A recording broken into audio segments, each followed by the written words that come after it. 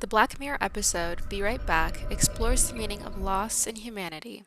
The penultimate scene uses mise-en-scene, camera techniques, and angles to show that in the relationship between humans and technology, humans will be the superior, no matter how complex the technology is. Also, no matter how reliant we are on technology, nothing will compare to a human being. The opening shot of the cliffside scene shows Martha marching up a trail with Ash following behind. The wind is blowing, but the sun still shines on our characters. The audience sees storm clouds up ahead, and the characters are headed straight towards them. This is symbolic of the trouble they are about to face on the cliffside. As the camera shows Martha turning behind to Ash, we see her at a low angle, cementing the idea that she is in charge. We Come then on! see Ash at a considerably high angle, making him seem small and subservient. He asks Martha, Where are we going? as if he were a child asking his mother rather than a husband with his wife. This shows the audience the power dynamic between the two is unequal. Also, Just note the hurry camera up! movement here. The camera moves slightly to suggest movement along with the characters, but the shot remains relatively steady. This will be compared to the camera movement later in the scene. We see flying seagulls and hear them cry, which could be foreshadowing Martha's cry later in the scene. The camera cuts to a shot that once again shows Martha in the high ground over Ash. He jokingly says, No! Don't do it!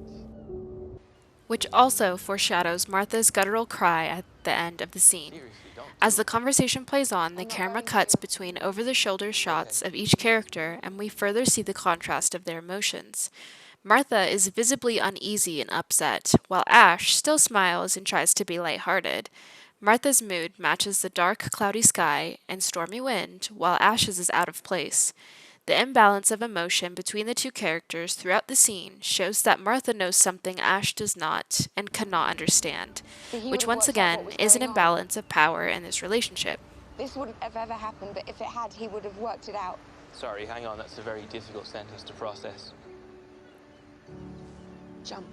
Martha tells Ash to jump, Over there. something that would immediately alarm any I human. never expressed Instead, suicidal he thoughts or troubleshoots and self-harm. expresses Yeah, confusion. well, you aren't you, are you?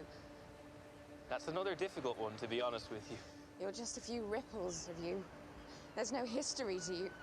You're just a performance of stuff that he performed without thinking, and it's not enough. However, once Martha presses him, he He has to agrees. jump, just do it.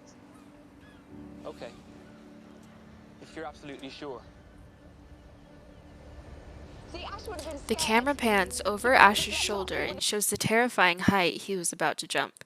If he were human, he would obviously object, but because he is a subservient clone, he would comply. This is the ultimate example that humans hold authority and superiority over technology. Slept off, he would have been crying. He would have been. Oh, Once Martha points out the real Ash would be frightened and crying, Ash slowly begins to unconvincingly cry and beg Martha not to die. Would have been. oh. Oh, oh God, no. Please, I don't want to do it. Please don't make me do it. No, that's not fair. No, I'm frightened. Darling, please, don't make me. I don't want to die. Even though Ash's emotions now match the rest of the scene, it still feels inauthentic and forced. This highlights what Martha has been struggling with. This clone is not the real Ash, no matter how real it may seem.